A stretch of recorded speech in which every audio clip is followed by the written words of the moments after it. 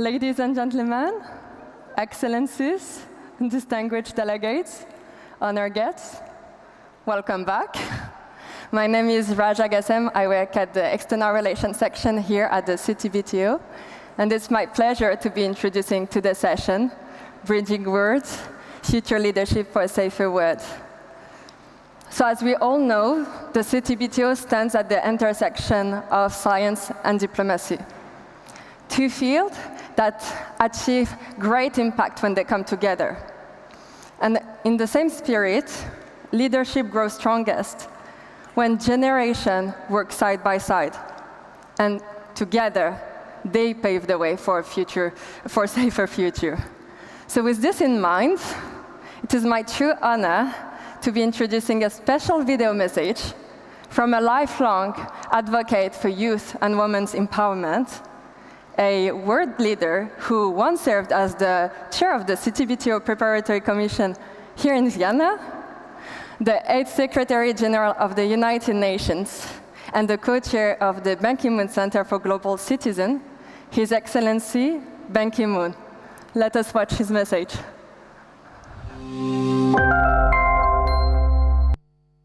Honorable CTBTO Executive Secretary Robert Floyd, Your Excellencies, distinguished guests, dear colleagues and young leaders, it is my great pleasure to join you for this important gathering at the CTBTO's Science and Technology Conference.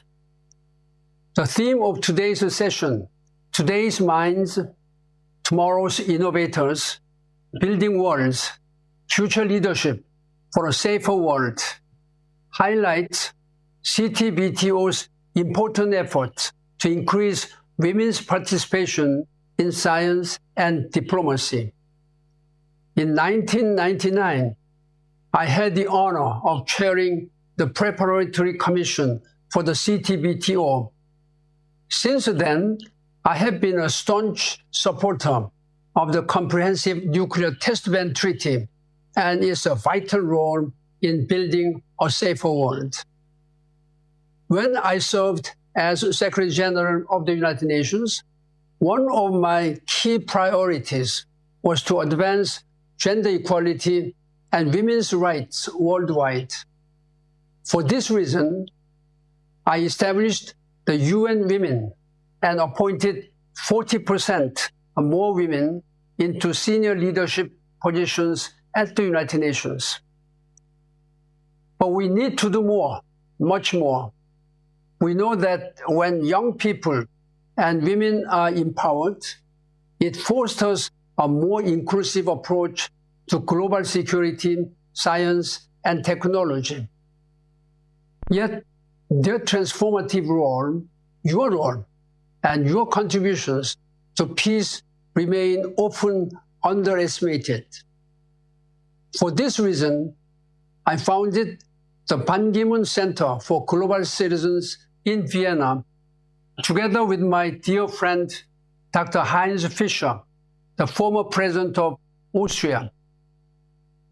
We continue to create meaningful opportunities for youth and women to lead in their own communities with a global citizen mindset. I am impressed to hear that so many of you, through initiatives like the CTBTO's Women in STEM Mentorship Program and Research Fellowship and the CTBTO Youth Group, are passionately engaging for a peaceful, prosperous world free of nuclear testing. We will need your advocacy, leadership, and activism to make the promise of the CTBT a full-fledged reality. I wish you a day filled with fruitful discussions, and thank you for stepping up to create a sustainable future for all. Thank you.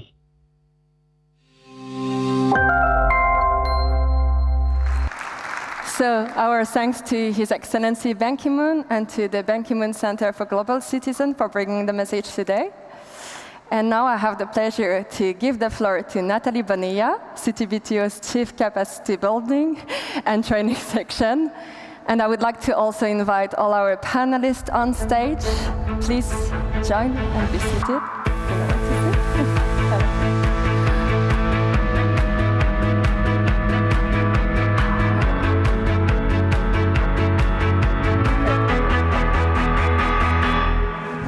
And with all that, I wish you all a very engaging and inspiring discussion ahead. Thank you so much. Enjoy.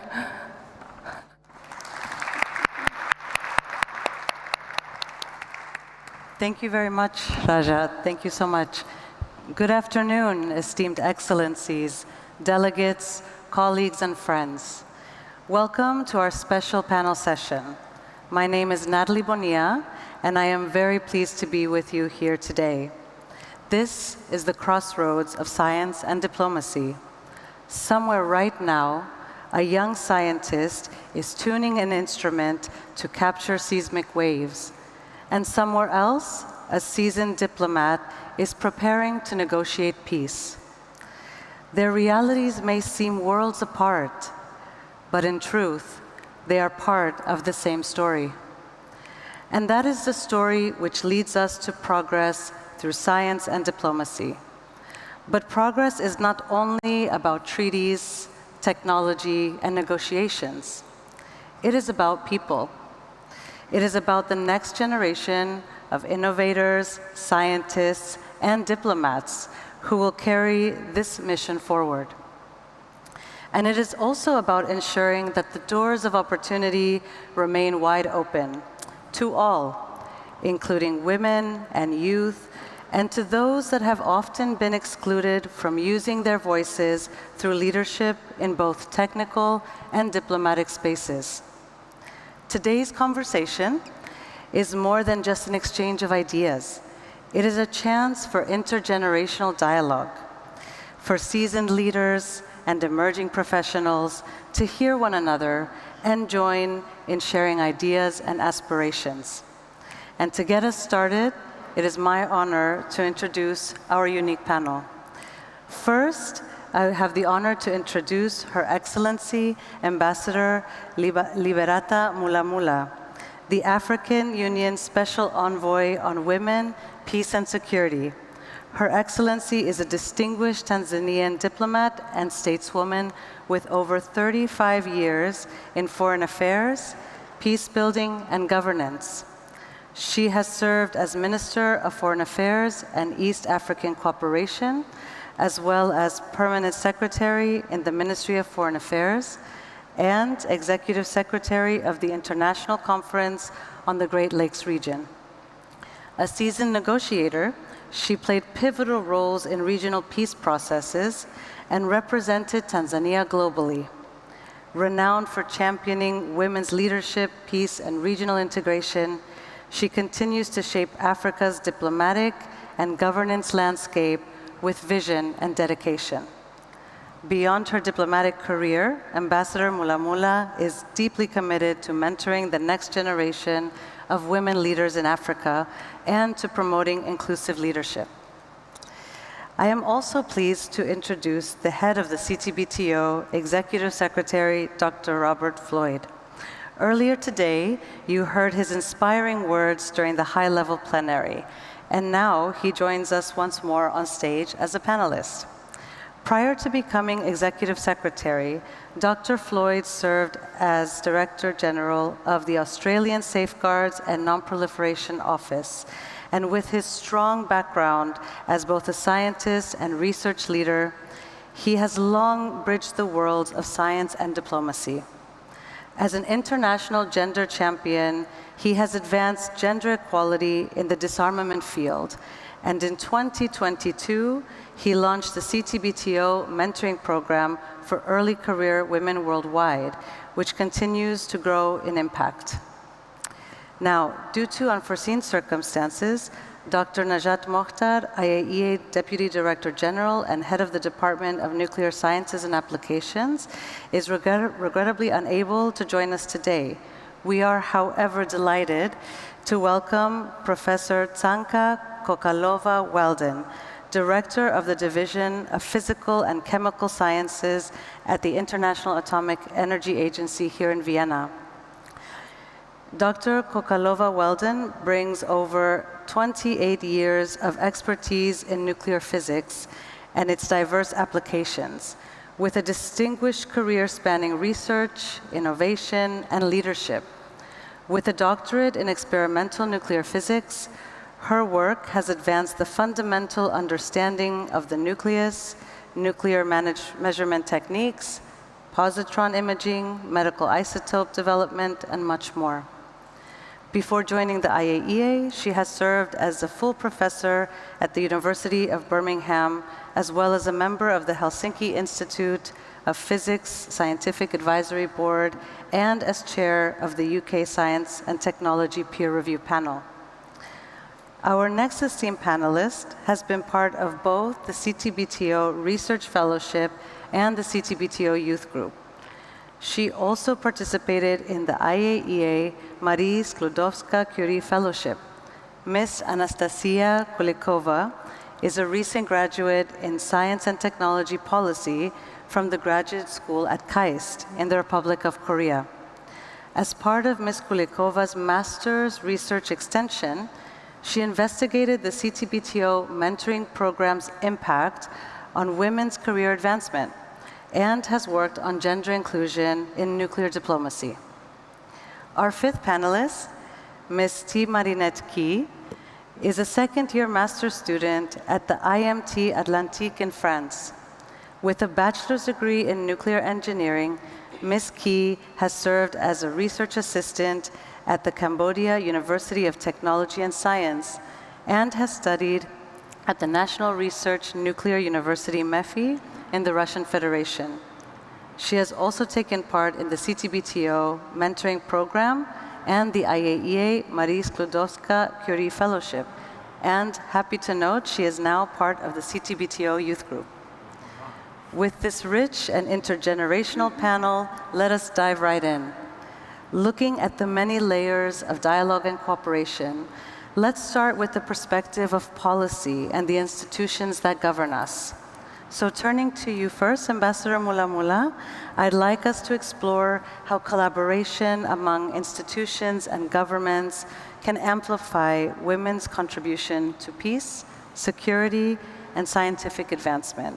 So based on your extensive experience in policy and diplomacy, I'd like to hear your experiences and thoughts on that. Thank you very much, Ms. Moderator. Good afternoon. Good afternoon to you all. You know, after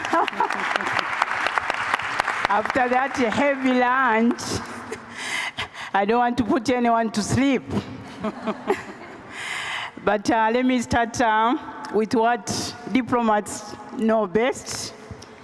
We know how to thank and thank again.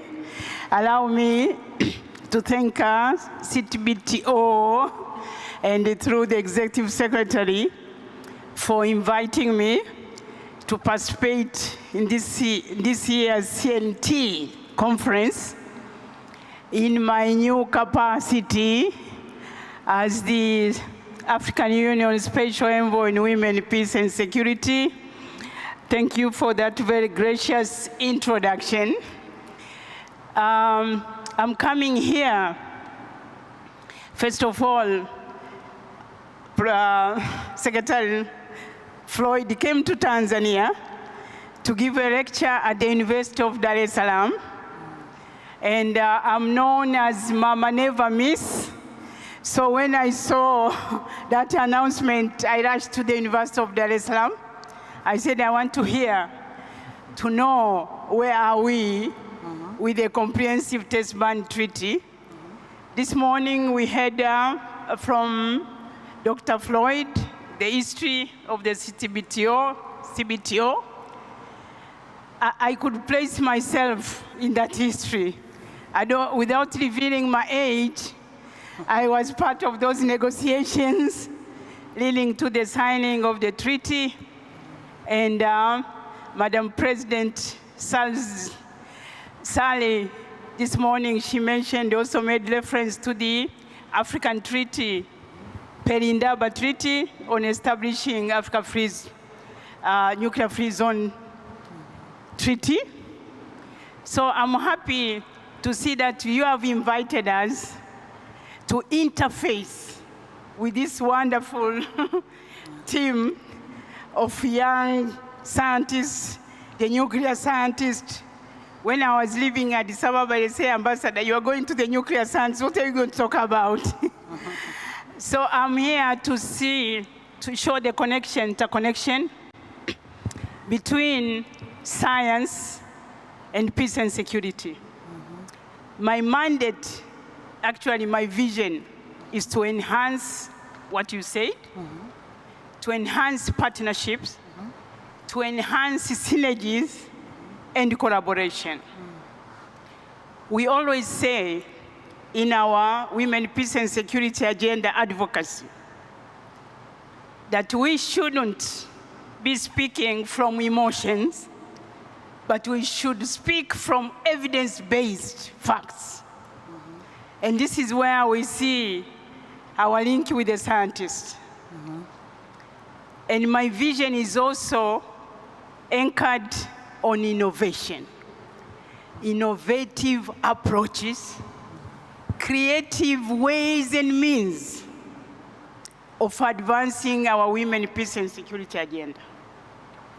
I just came back yesterday from Harare, where we had the intergenerational retreat of the women, African Women Leaders Network.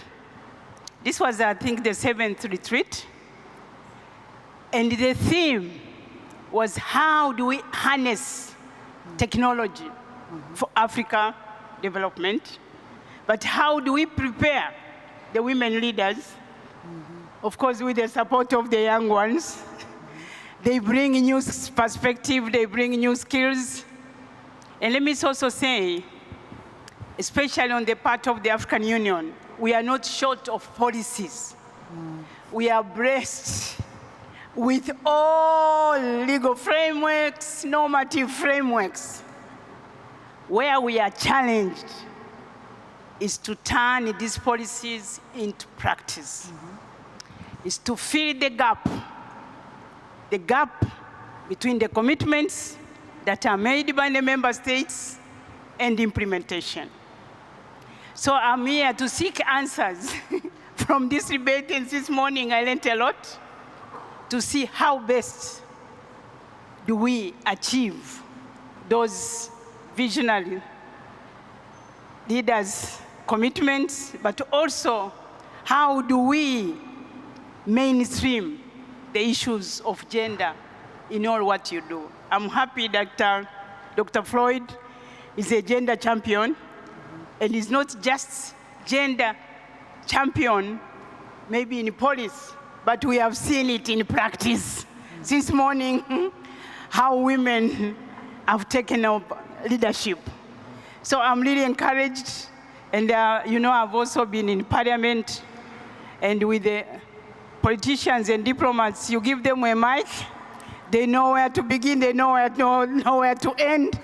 But my message to you all is that we need to get, especially the young ones. For us, we are on the 11th hour.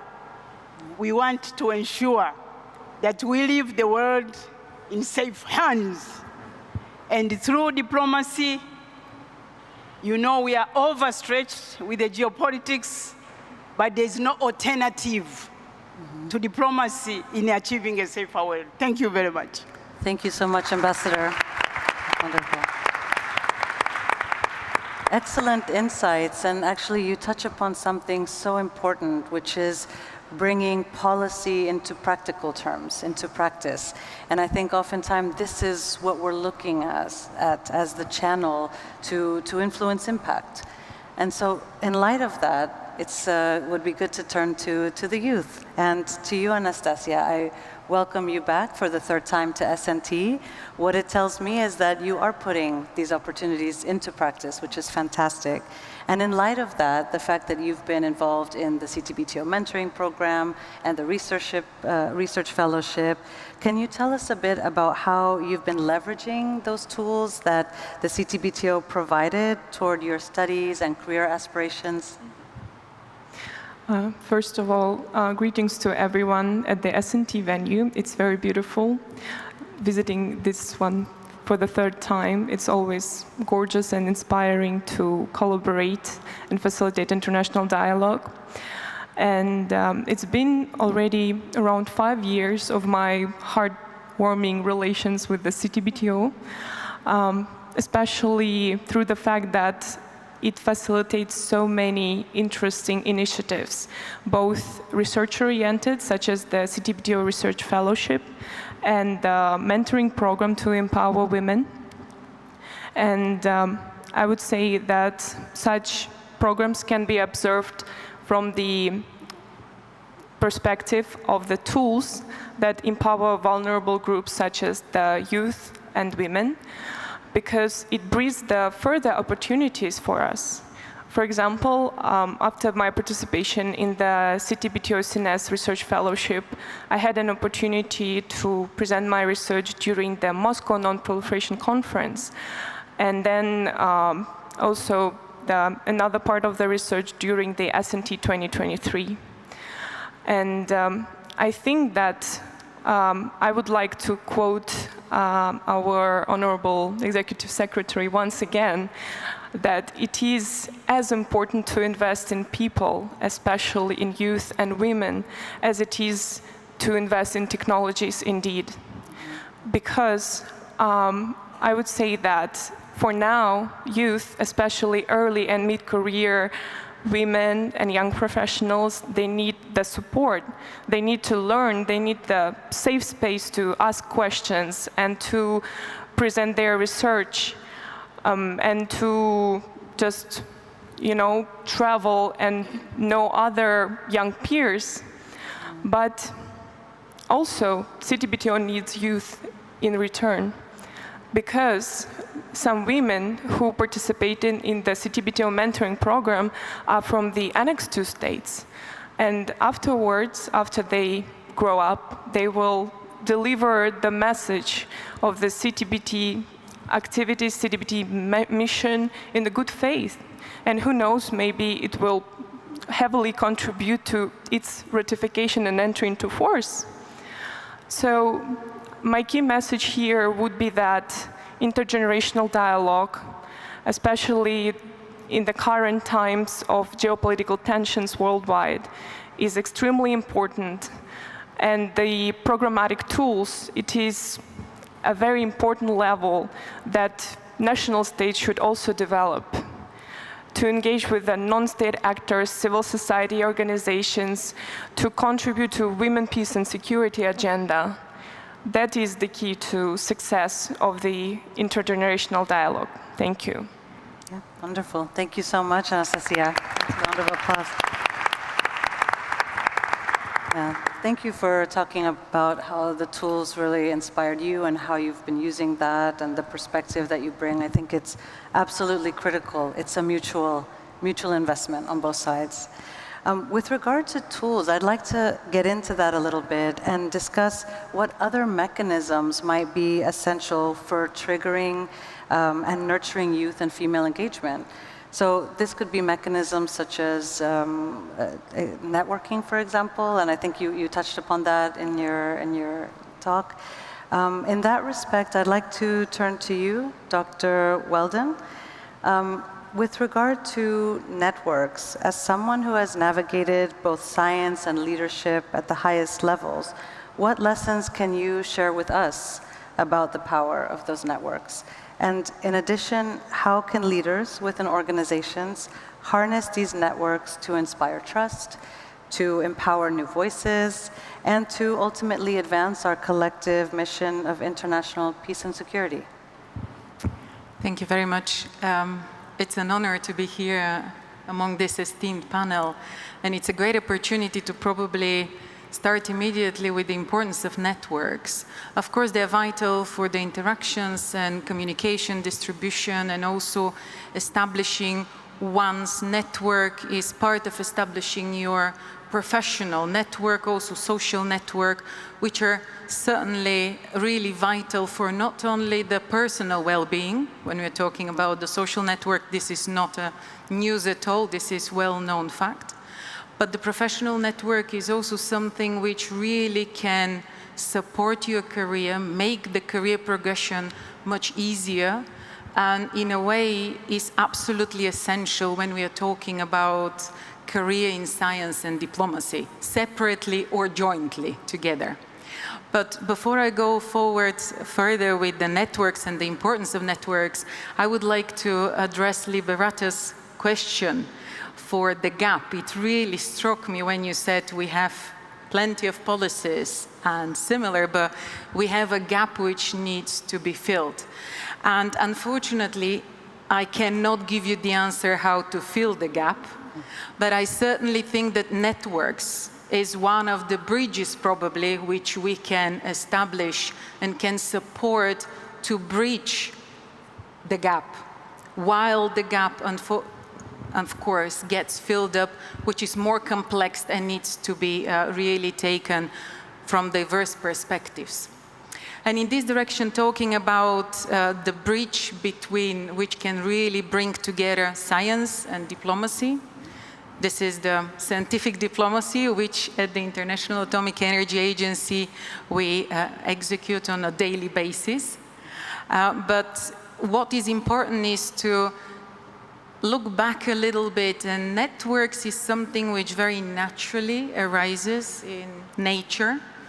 Nature is one of our biggest really teachers in that direction. Some of my favorite networks are the wood-wide network. This is simply the network between the roots and the fungal network and the root network of plants, where they exchange nutrition globally. We have also the World Wide Web. We know very well this is the network of exchange of information. But we also have really this important professional network you build from day one. You start interacting with other professionals in your area, you start studying, for example, even at school. Some of those networks you build really deliver later in life. And in this direction, for me, in moments where my career had to stall because of personal reasons, looking after terminally ill parent, or personal other big challenges for me as a woman as well, losing my first son, it was the professional network which became for me also to some extent personal network.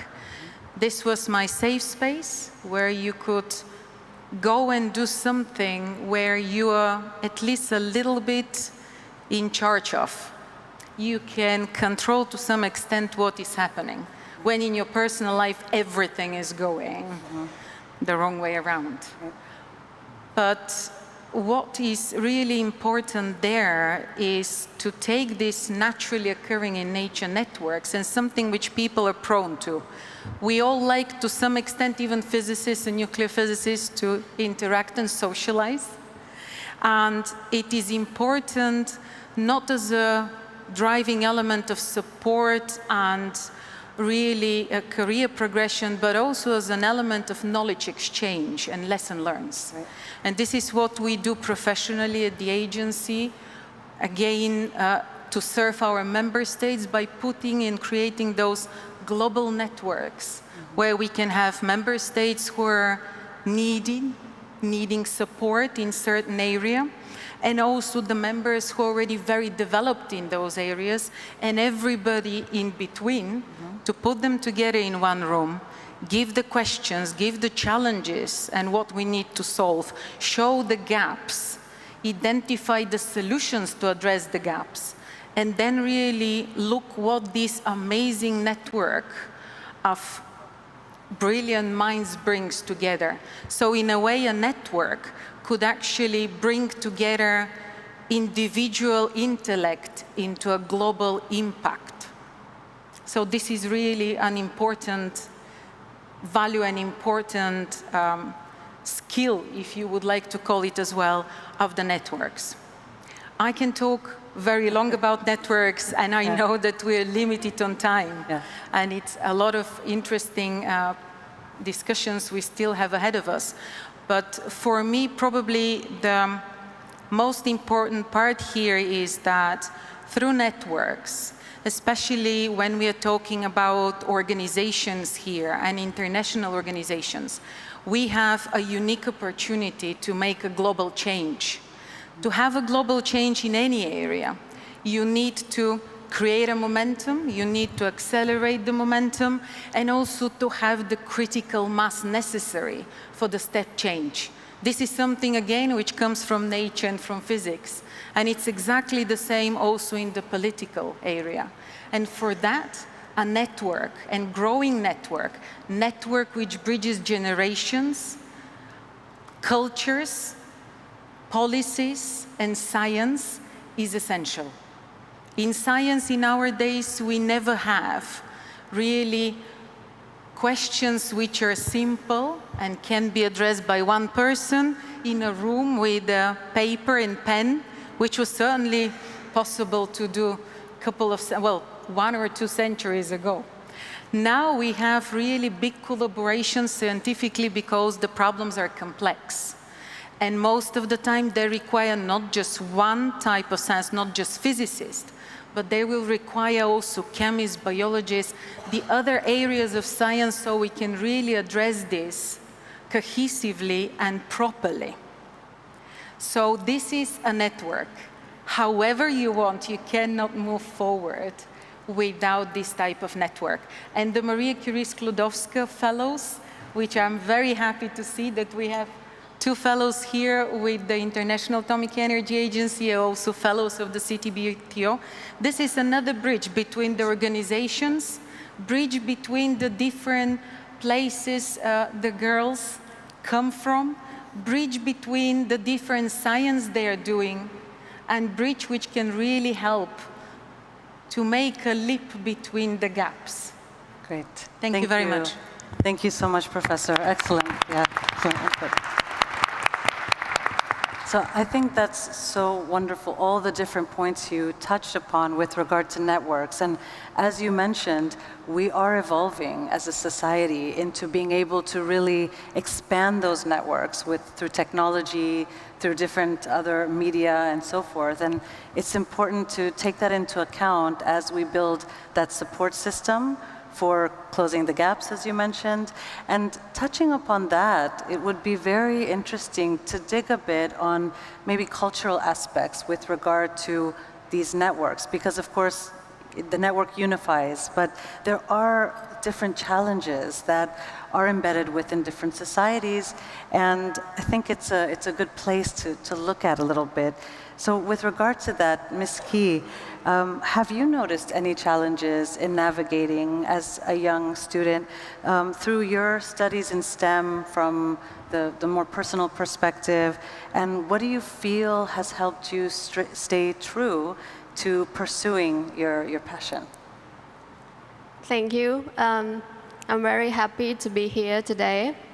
And I have faced my fair share of the challenges in this journey. And I believe that anyone who chooses this path can relate in one way or another. So let me give you a bit of backstory of me. I grew up in Cambodia, and for a long time, I didn't know what STEM was until things changed when I volunteered in a STEM festival in high school, and that time showed me what STEM could be, and I got curious. Then after high school, I wanted to do engineering, but the society told me that you're a girl. Why are you doing engineering? It's very demanding and it's challenging. So you should just go and find something that is easy and work in the office, not on the field. But anyway, I chose STEM. Yay. That was a turning point, but it didn't get easier. I mean, until now, there are some times that I feel unmotivated. I feel a bit lonely because I don't have anyone like in my immediate circle that I could look up to, because STEM is considered a rare discipline in my country. And now that I study master, people still tell me, you should get married, you're too old. I'm 25. So they tell me, you should get married, or if you continue to study higher, you won't be able to get married. As if I cannot handle, like, I need to choose my career or my personal life. Like, I cannot do both. Like, both, it's not possible. You can, yeah. But yeah, I can. Yes. Yes, and so despite this challenge, I persist. Yeah, I'm still going. And there are some things that keep me going. So first of all is perceptions. I think it's very important because it's like a double-edged sword that, like, if I think that I can do it, I will thrive no matter what. But if I constantly, like, injecting negative thoughts into my head, it will become my reality. And so I think I can prove that because I experienced it myself. And I think it's like this for everyone. And the second thing is, as you mentioned, network, mentoring. It's very important, and I believe in mentorship because, like, as a girl in, like, STEM field, it's a bit hard, like, to get someone, like, to look up to, like, in their circle. I mean, we can see the scientists, like, okay, scientists here, there, but it's just like we don't know, we didn't meet them, so we cannot exchange the idea. And mentorship and all those networks helped me to be here today and to meet experts and to exchange idea. And the third is the purpose, like, whenever, so as I mentioned that I believe in mentorship, I used to be a mentor to high school girls, so to inspire them to to get their career in STEM. And they told me that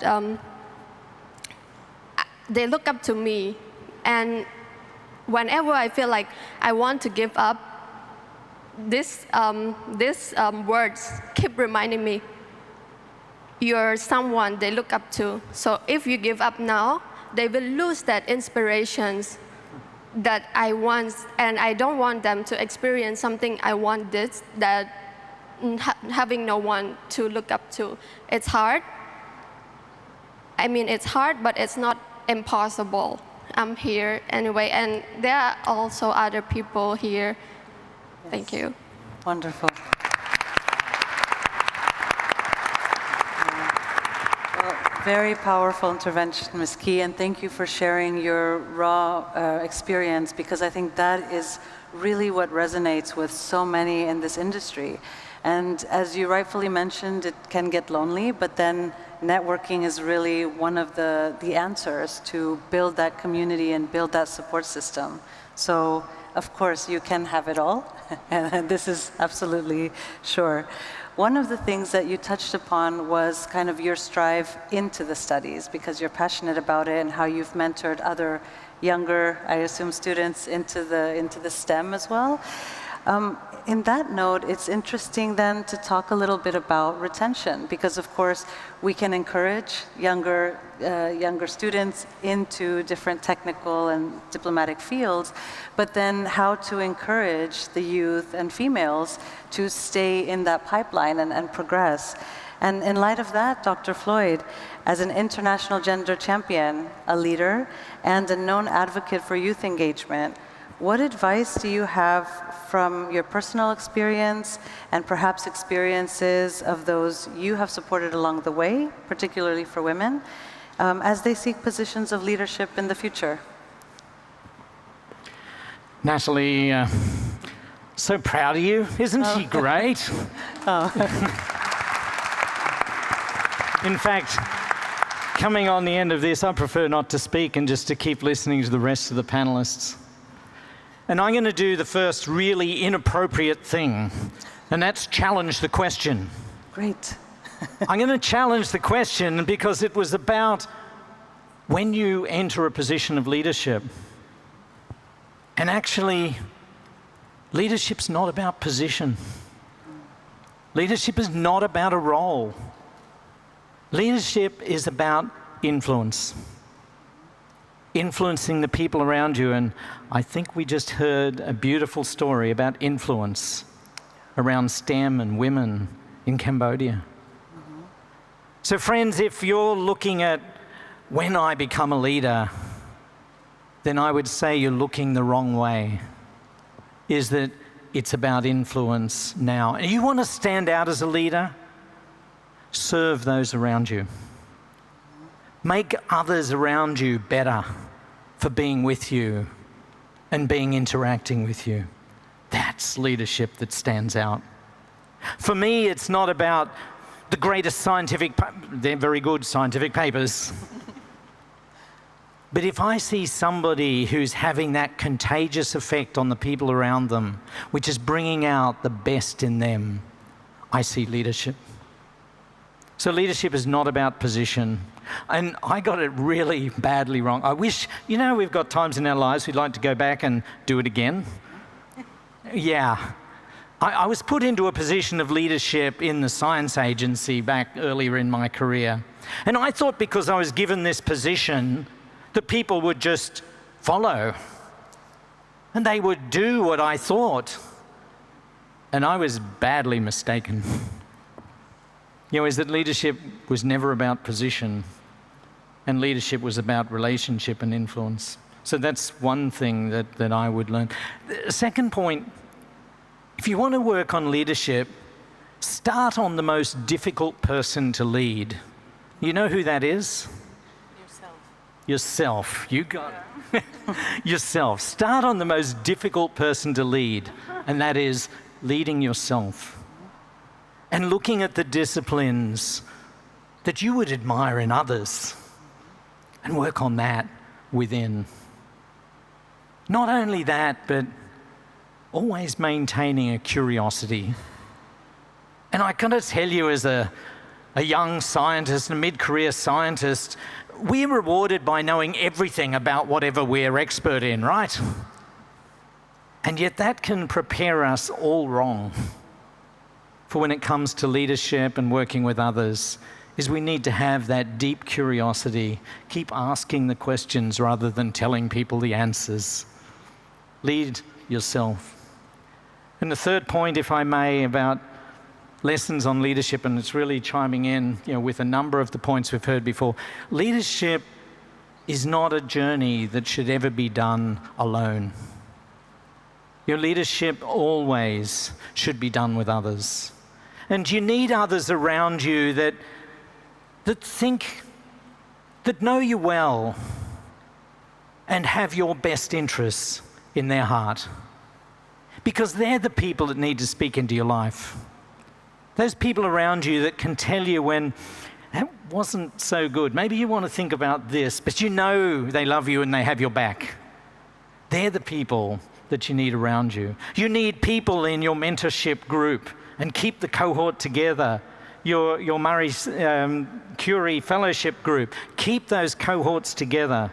Allow those people into your life that they can speak to you. And my final point on that is, you need other people around you to help you silence your most number one critic. And your most critical person in your life is you. And you need others to give you perspective. When you think you can't and they think you can, I guarantee you can. Thank you.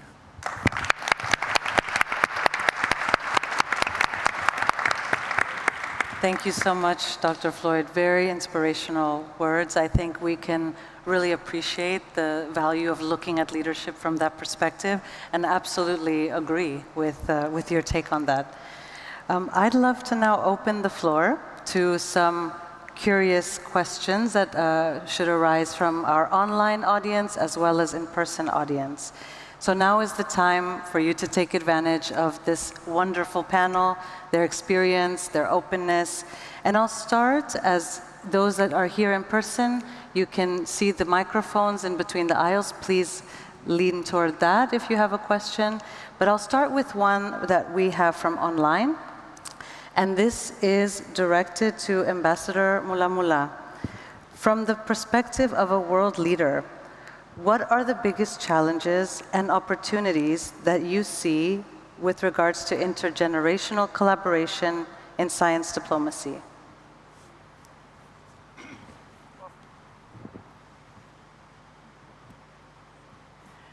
Yeah, thank you very much. My name is Mulamula. Mulamula. Yes. Mula. And I think in the Indian, the way they define Mulamula is money. Yeah, thank you, for that question. I think that question and what I've heard from what has been said, the first and foremost is to form that pipeline and also to reduce tension. There is tension between the generations. The young generation are too impatient. They think they are being delayed, getting especially into the leadership that Dr. Floyd has said. But two, the challenge that I see in building this intergenerational, of course, relationship, but also the dialogue. Sometimes it seems to be kind of monologue dialogue. When they talk of mentorship, if you ask her or you ask her, they say, you know what, I want Ambassador Mulamula to be my mentor. I say mentorship has to be two ways. Because you learn from the header, but we also learn from you.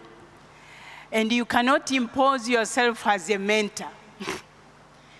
Every time somebody comes to me and asks, he said, Ambassador, I want you to be my mentor. I said, in what direction? For example, with this scientist, I said, which direction? So this is the conversation we need to have, honest conversation. But the important thing, and this is what I've seen, that through our intergenerational dialogue, there is that urge and desire to listen and learn. And that's where we build on. It's not the attitude of, I know it.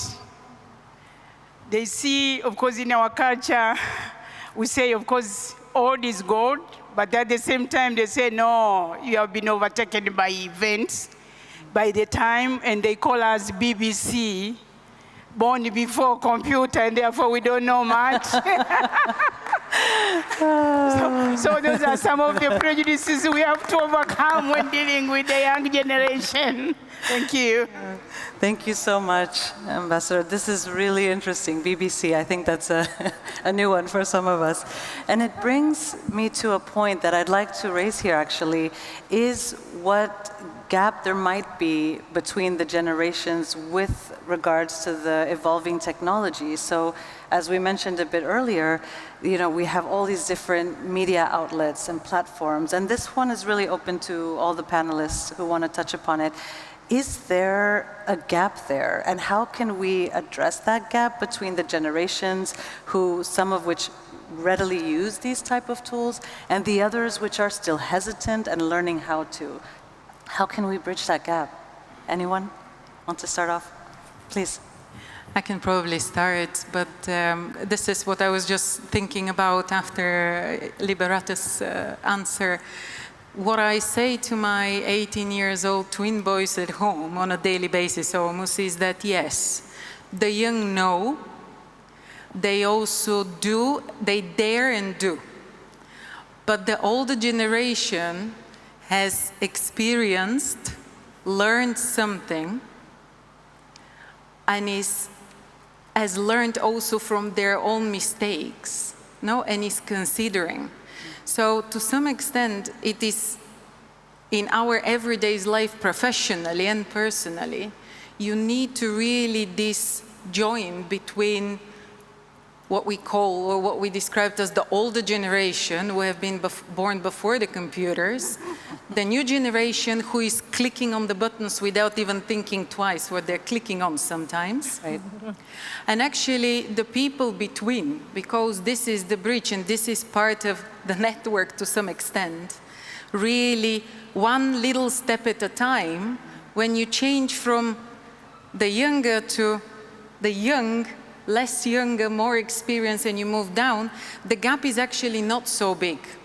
And this is like in science, you can really predict and connect and relate very easily between two things which are not so different, but span across a longer distance, have a network, then they all can talk to each other because there is somebody to translate. And that's vital. Otherwise, we will keep repeating the same mistakes we've made 60 years ago, 100 years ago. And then that is what stalls progress. And that's important. We don't have endless resources. We need to optimize the use of resources. Absolutely. Thank you. Leveraging the tools. Would you like to comment, Dr. Floyd? Yeah, this issue about, is there a gap? What is that gap like? My reflection is, I actually don't have to be a young person. Just as well, right? I don't have to be a young person. I want the best young people around me. I want the best young people working with us. They're the best young people, not me. But what I need to give is an environment where new ideas, new approaches, new technologies, that our answer wherever possible should be, let's give it a go. Let's try that. And that way we can let 1,000 flowers bloom. But I don't have to be something I'm not. But I really want to see an environment where everybody can be who they are and what they bring. Thank you. Absolutely, thank you. And I think that touches exactly upon the point why we need all parties at the table, why we need all generations there, everyone collectively thinking together. Absolutely. So I'd like to offer the floor to someone, yes, here Okay. in person. Yes. If you could state your name, please, and to who the question is directed. Yes, thank you so much. My name is Yasmin Espinosa. I'm originally from Chile, and more than a question directed to one person in particular, I would like to have it like an open question to everyone in the panel. First of all, I would like to thank you for all your reflections. They were really meaningful and insightful. But I think that here there is one group of people who is missing, and these are the people with disabilities.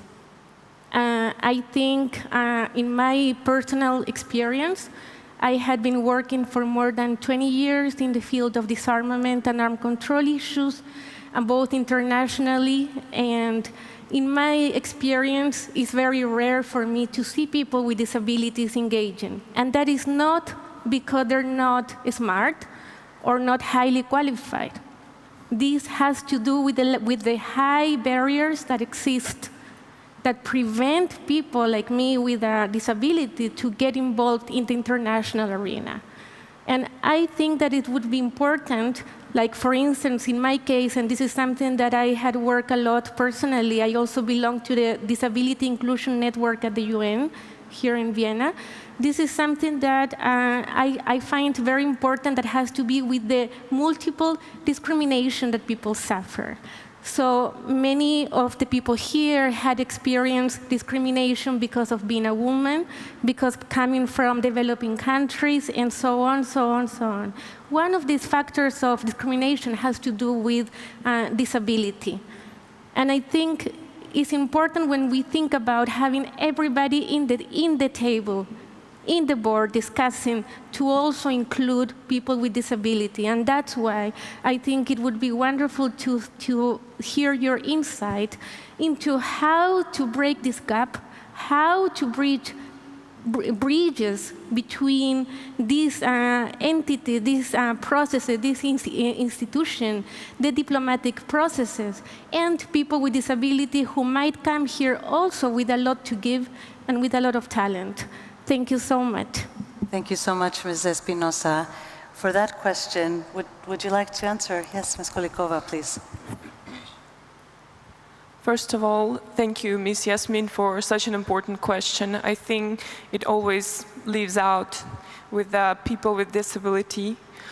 But from my experience, for example, participating in the UN ODA Youth Young Leader Fund, we have some people with disabilities. We have a blind person. And this is the point where the technologies jump in, because actually we have a platform to learn about the nuclear disarmament and non-proliferation issues through this virtual platform, and it accommodates people with disabilities the best as it can, because you can listen to the lecture, you can read the lecture, and you can take exam in different forms.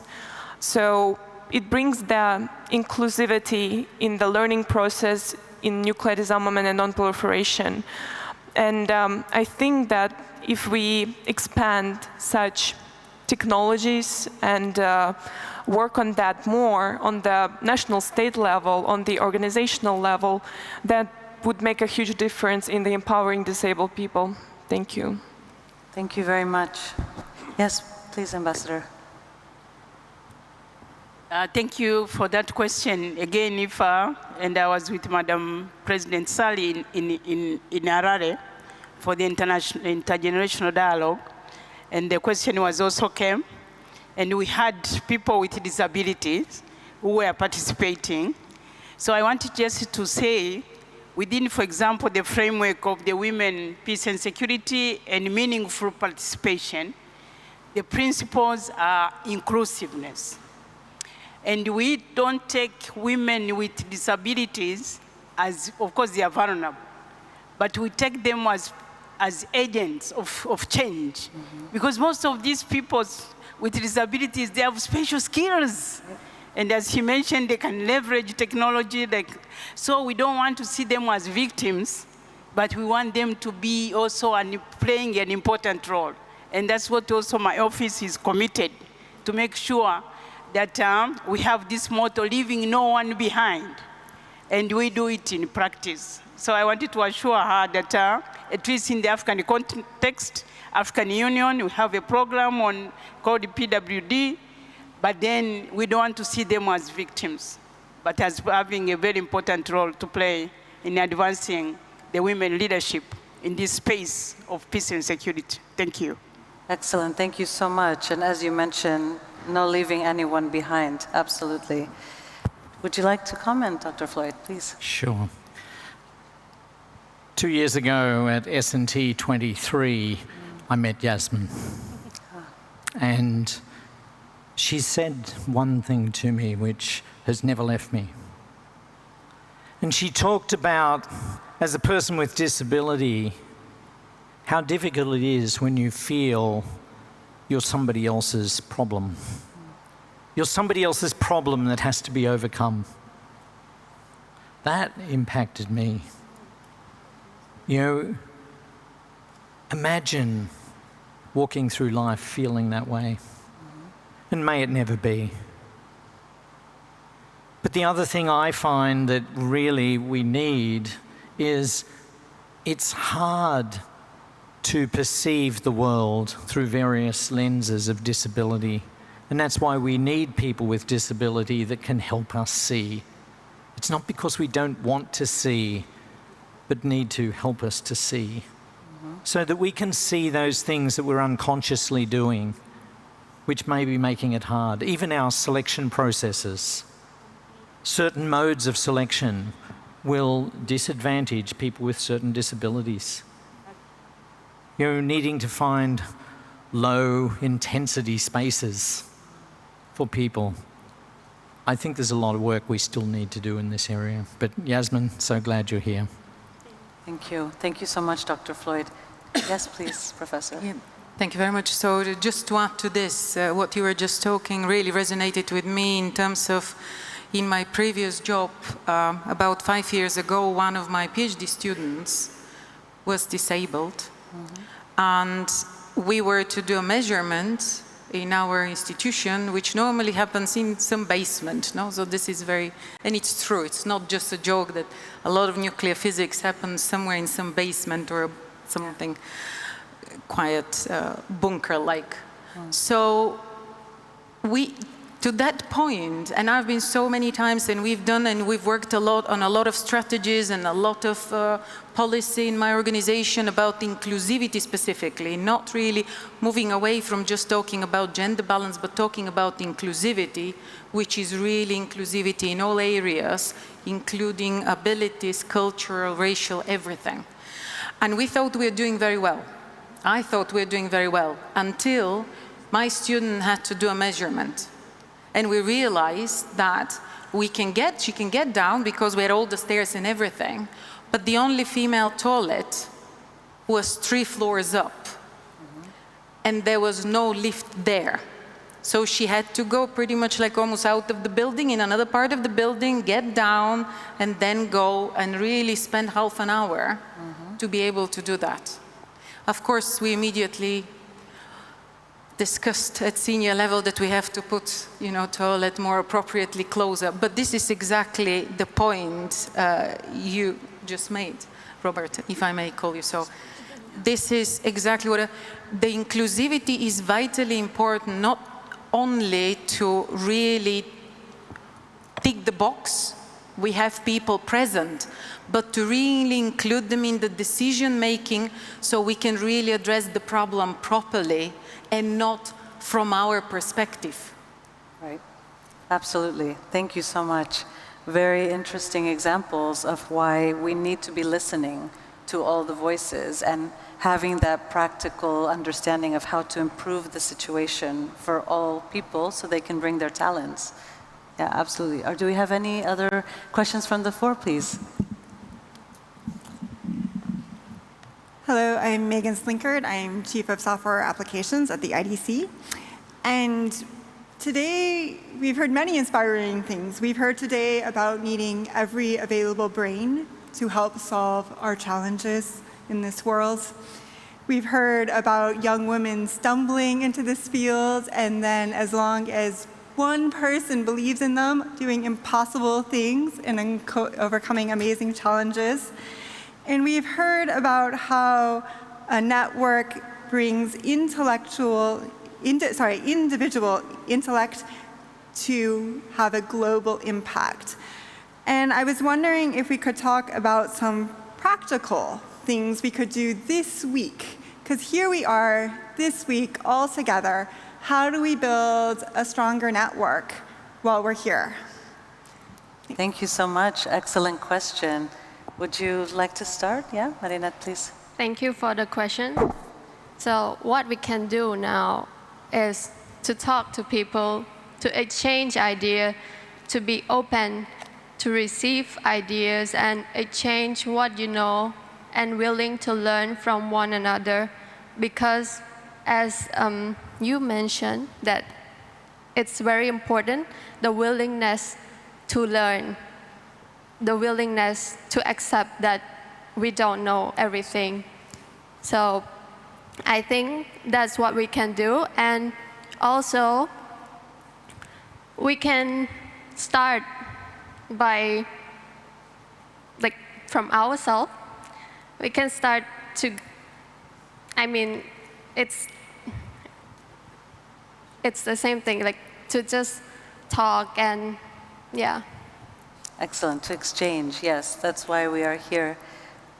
Ambassador, did you want to add something?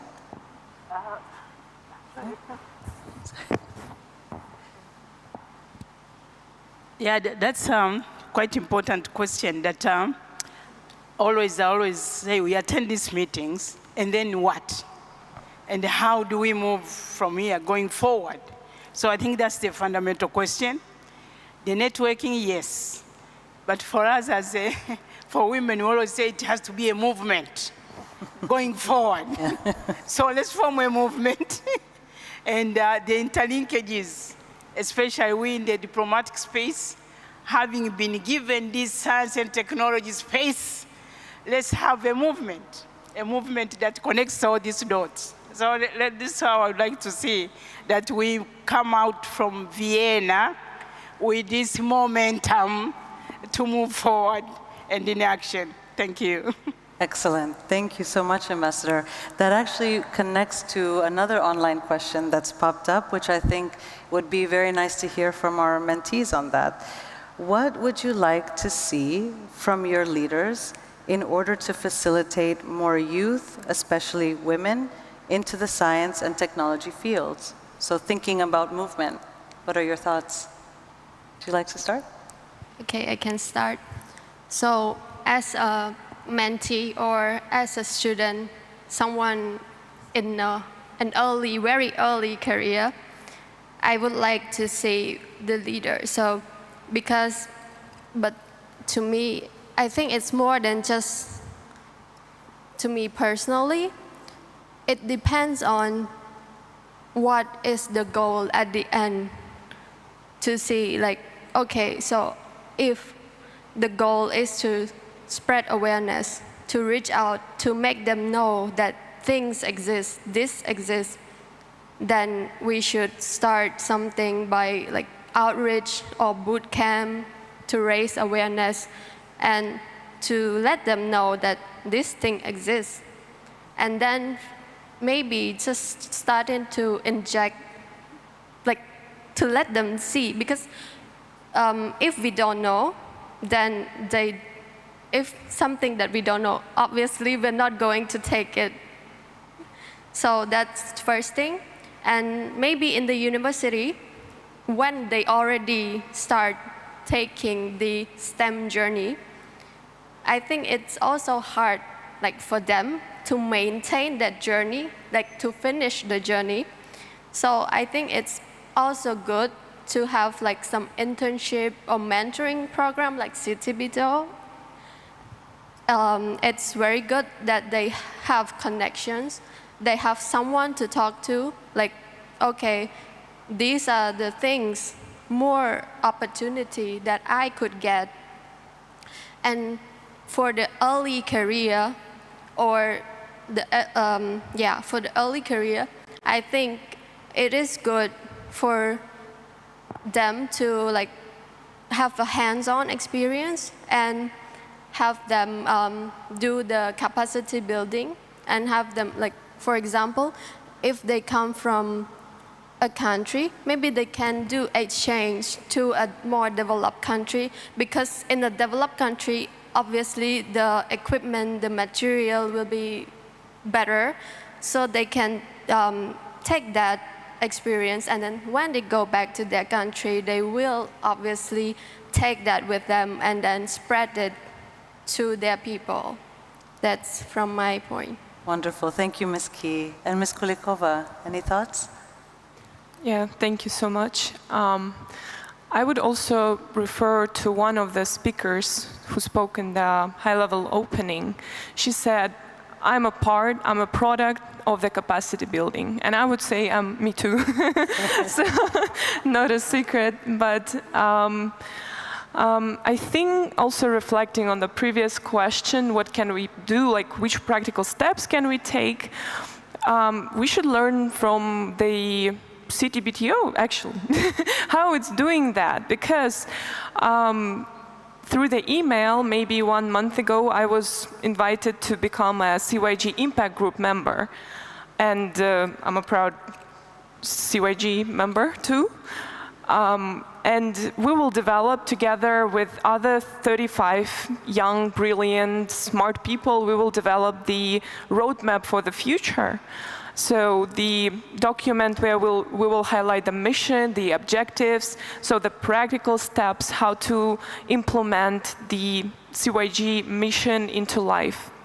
And I think that could be taken as a good example for other initiatives as well.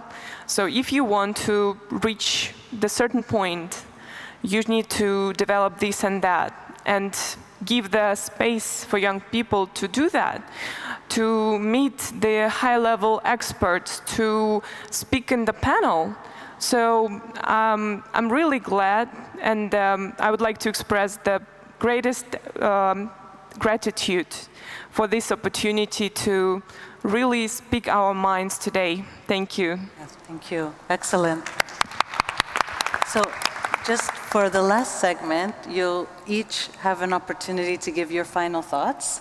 So I'd like to welcome to the floor first Ambassador Mula Mula. We will start with you. Just some final reflections at the end of our session. Sorry, I know we don't have much time. The mic. We can squeeze in a quick one. Very quick. Thank you very much. Hi, my name is Sanna. I'm from Estonia, and I'm with the CTBTO mentees from last year's cycle. I'm very grateful to be here. So my question, quick question, maybe long answer, but we're always talking about getting women in STEM, getting them here, and so on.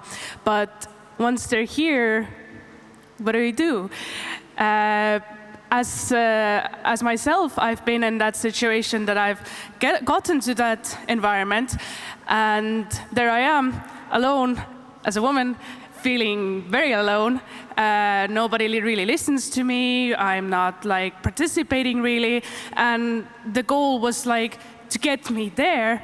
But how do we get women to stay in STEM? Because getting them there is not the only part, because the system itself is like rejecting them. So maybe Professor Weldon, you spoke of your experience. How would you comment on that? Thank you very much, and thank you for your honesty. It's really sad to hear you being there on your own, but effectively I've been there myself, so it is hard. It is not easy, and I don't want to give the wrong impression to anybody. Deciding to embark on what is still historically, for historical and other reasons, a male-dominated field, one or another way is going to be hard. But it doesn't mean that you have to compromise on who you are or change who you are to succeed. From personal experience, perseverance is the key. Just stay on it. Really persevere. That's my key word, if it is one word. But I really like very much what you said, how to stay. And I would like to go one step further there, and I will fully use my time for last words, so I don't have to say this. It's perfectly on the point. Because we heard wonderful answers on how we can build capacity, how we're establishing even the networks. Your question, what to do. Actually, I think you're doing it. The fact that we were delayed in starting our panel showed the networking is still going. We can interrupt it even. No, it's part of human nature, but networking on its own, like everything else, or you're there, you studied, you've been inspired, and now you're there, where do you go? So those things need to be nurtured. So the network you build now in your kind of like connections or interactions every day will mean nothing if that stays here in Vienna when you go back, even if you're from Vienna. You need to take this and implement the network, make some use of the network. That's why normally I would say personally, I've been for 1 year at the International Atomic Energy Agency, and one of my first to-do things on my list joining the agency was, okay, day one, I get in the building and I start immediately working on building my network. Because otherwise I cannot operate. To be operational, I need to have a network there. But it is really sustaining this. Having a problem, putting the people necessary, listening, reflecting, and observing gives you an opportunity to see who are the right key players for, if it is a gap or whatever the problem is, whatever the goal is. You have to be really mindful what you want to achieve and what is the best network for this. This is simplified, but it's really practical in saying what you have to do. And here is the same. It's not enough just to be there.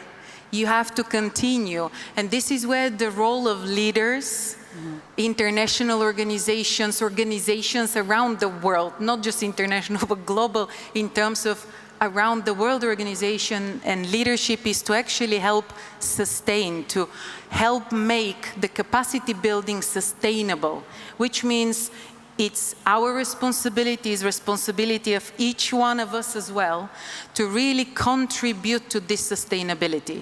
Because building the capacity or getting the knowledge, in your case, getting the necessary education, it's not enough, unfortunately. But it's certainly a strong step, or in some cases a leap in the right direction. Then the hard work starts, where you really need to make this sustainable. And the best, from my perspective and me as a leader, is that I know I've done my job properly when I'm out of the organization or what I've been leading, the place runs exactly as smoothly as when I was there. So it is the same thing. Now your hard work starts. Sorry to being so direct. Now you need to engage, you need to look not only for a mentor, but for a whole network of mentors. Look for the people who can help you get where you are and who can inspire you and lead you into that place. Thank you, Professor Weldon. Very, very well put message for all of those listening. Thank you.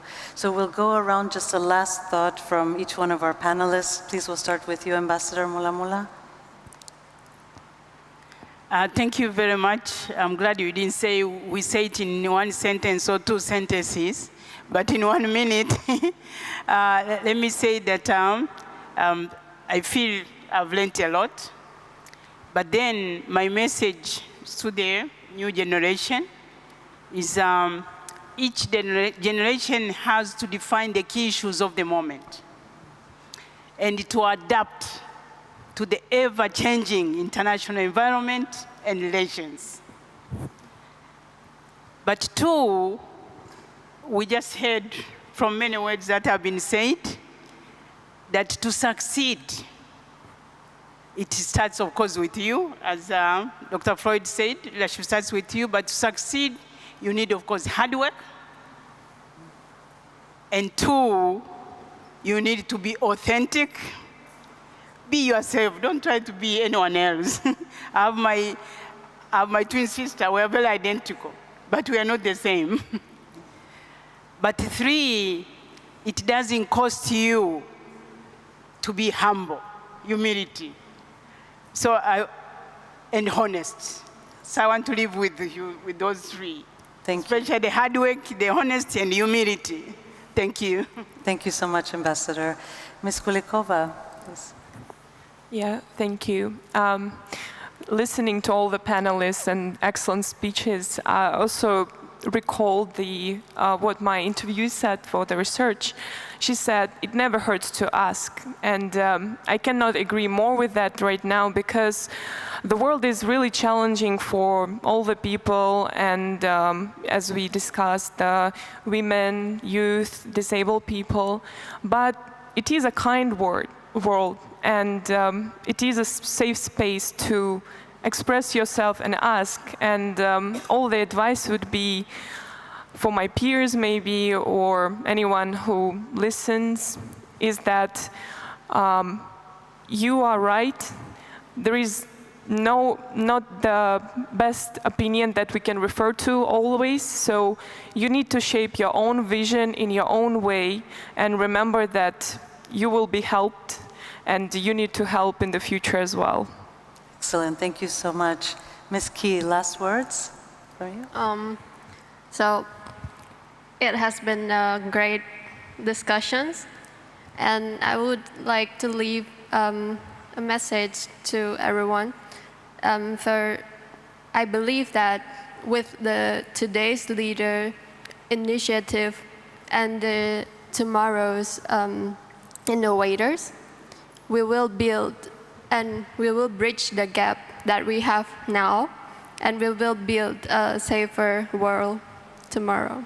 Excellent, thank you so much. And Executive Secretary, please. Thank you. It's difficult to be the last one to speak. when in some ways I feel like I'm an ally in this context. But, and I don't want this to sound trite. You know, I've heard the pain expressed by different people from questions as well as those on the panel. I've heard the pain of how difficult the journey can be.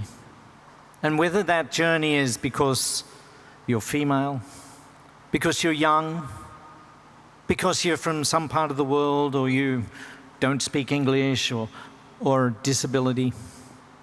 But to all of you, I would say, keep your vision and your dream alive.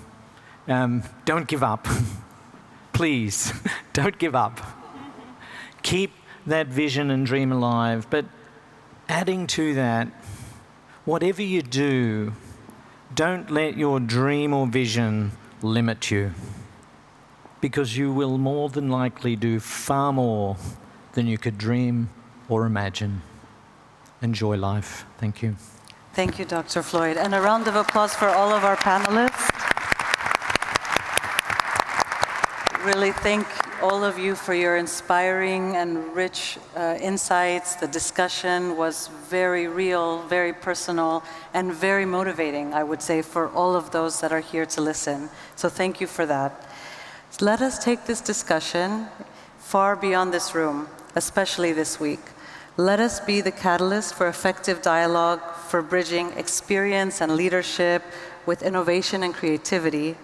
And let us find solutions together to ensure that we are leveraging the experiences and wisdom of our leaders with the ideas and the drive of our youth. Our goal, a safe and peaceful world.